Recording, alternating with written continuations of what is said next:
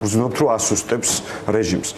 ამ მთელი ამ ერთი წლის განმავლობაში საქართველოს მოსახლეობის დიდი ნაწილს, რომელიც ივანიშვილის რეჟიმის წინააღმდეგ იბრძვის, მას აქვს ბევრი გამარჯვება მიღწეული. უბრალოდ სამწუხაროდ ამაზე ალბათ ჩვენ კიდევ უფრო ცოტას ვსაუბრობთ, რაც არ არის სწორი. ის რომ კიდევ ერთხელ ვიმეორებ, რომ რეჟიმი ქვეყნის შიგნით რეჟიმია და არა ხელისუფალი, ის რომ ქვეყნის გარეთ მას არავინ ხელს არ ართმევს, ეს რა თქმა უნდა არის ივანიშვილისადმი კრიტიკულად განწყობილი საზოგადოების დიდი გამარჯვება. ის რომ პარლამენტი დღემდე ერთპარტიულია და ის ეგრეთ წოდებულია და არა საქართველოს პარლამენტი. ის რომ ამის გამო მას რავი ჩინეთშიც კი აღარ იწვევენ უკვე. ხო, ლამის, ეს ხო არის რა თქმა უნდა ქვეყნის მოსახლეობის უმრავლესობის გამარჯვება და ის რომ ჯერ კიდე იმედი არსებობს ქვეყანაში შეგნით და ქვეყნის გარეთ ჩვენი მეგობრებისა რომ ქართველი ხალხი ბევრად უკეთეს ვიმსახურებთ და ამისთვის რა ვიცი ყველანი ერთად ვიბრძვით, ვიმაჩნია რომ ესეც არის ძალიან მნიშვნელოვანი. საბოლოო ჯამში ეს უფრო ასე თქვენ მეუბნებით ძალიან ლოგიკური ანალიზია.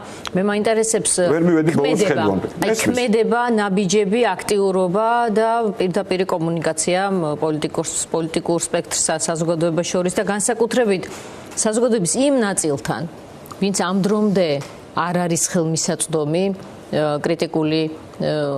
კრიტიკული განწყობების მეორე მხარეს ყოფი საზოგადოების მხრიდან და პლუს ამას პროპაგანდის პირდაპირი სამიზნე აუდიტორია არის ეს.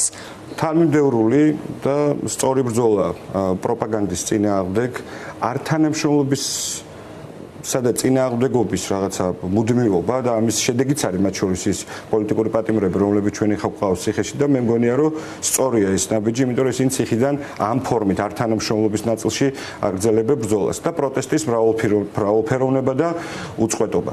რა არის ალბათ კიდე გასაკეთებელი და რაშიც მათ შორის პოლიტიკური პარტიების როლი კიდე უფრო მნიშვნელოვანია, ალბათ გასაკეთებელი ძალიან ბევრი იმ ადამიანისთვის, ვინც ახლა თქვენ საუბრობდით, ბოლომდე არ არის ნათლად წარმოსადგენი რა იქნება რეალურად ივანიშვილის შემდეგ?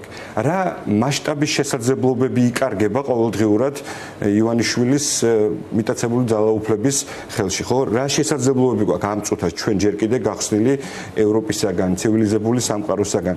დღევანდელ მსოფლიოში რაღაც ეს შეაძლებლობის პანჯარა, რომელიც ეხლა არის გახსნილი, რამდენად წაუწევს ჩვენ წინ, რამდენად მოგცემს მართლა საშუალებას, რომ გრძელვადიანი პერსპექტივით ვიცხოვროთ კეთილდღეობით და უსაფრთხოდ. საბოლოოდ როგორი ქვეყნის აშენებას ვაპირებთ? გვაქვს თუ არა ამის რესურსი, მე კი მჯერა რომ გვაქვს, მაგრამ ალბათ ამაზე ბევრი უნდა ვისაუბროთ. მათ შორის იმაზე, როგორ ვაპირებთ ამ სისტემის დემონტაჟსა და ნორმალური ქვეყნის შექმნას, ხო? როგორი იქნება მართლმსაჯულება, ეს იქნება ეს ძალოვანი სტრუქტურები, ადგილობრივი თვითმმართველობა, განათლება, ჯანდაცვა თუ და ასე შემდეგ. მათ შორის ამაზეც უნდა ვისაუბროთ ბევრი.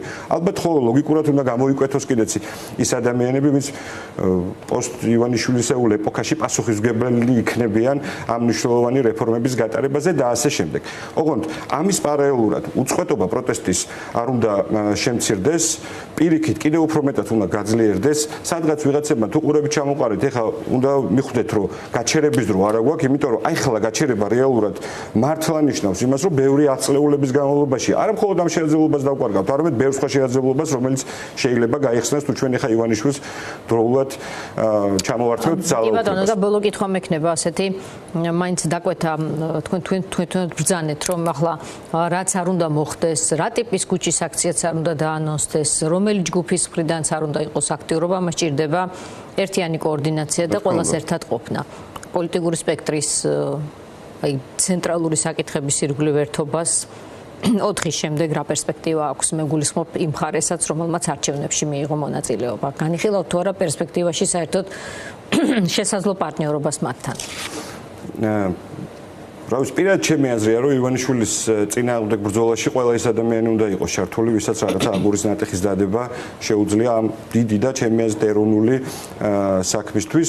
ძალიან სამწუხაროა ის, რომ ძალიან დიდი შეცდომა იქნა დაშვებული ორი პოლიტიკური ჯგუფის მიერ. ჩემთვის ბევრად უფრო სამწუხარო არის ამ შემთხვევაში ლეოს ნაწილი, რო არა მათი მიერ დაშვებული შეცდომა ეხლა ქვეყანაში პროტესტის და შესაბამისად ივანიშვილის რეჟიმის ჩამოშლაც დარწმუნებული ვარ სხვა ეტაპზე იქნებოდა გადასული. ალბათ ხო, რა ვიცი, პირველ რიგში ლელუნის რიტორიკა უნდა შეცვალოს, რა რიტორიკაც დღეს აქვს მას არჩეული, ასევე ალბათ უნდა ჩამოყალიბდეს და ბოლო-ბოლო მიხვდეს იმაზე, რომ ეს იყო ძალიან დიდი შეცდომა დაშვებული და ესო შეცდომა იყო მათი მხრიდან ნათლად აჩვენა იმ შედეგებმაც კი, რაც მათ დაუწერეს, ხო? კოლაბორაციას სჭირდება აღიარება, თქვენ ამბობთ და ანალიზი ამისი, თუ რამე პერსპექტივა აქვს საერთოდ. ერთიანი ხედვა ჭირდება, ამას ჭირდება ერთიანი ხედვა, როგორ სრულდება ივანიშვილის რეჟიმი. ჩვენ მიგვაჩნია, რომ ივანიშვილის რეჟიმი სრულდება წინააღმდეგობით, მათ შორის ქუჩის საპროტესტო აქციებით, მრავალფეროვანი საპროტესტო აქციებით, ართანამშრომლობით და წინააღმდეგობით მასთან. და ეხლა თუ ვიღაცები გადაწყვიტავენ, რომ საკრებულოს წევრები უნდა გახდნენ და სისტემურ ოპოზიციად იქცნენ,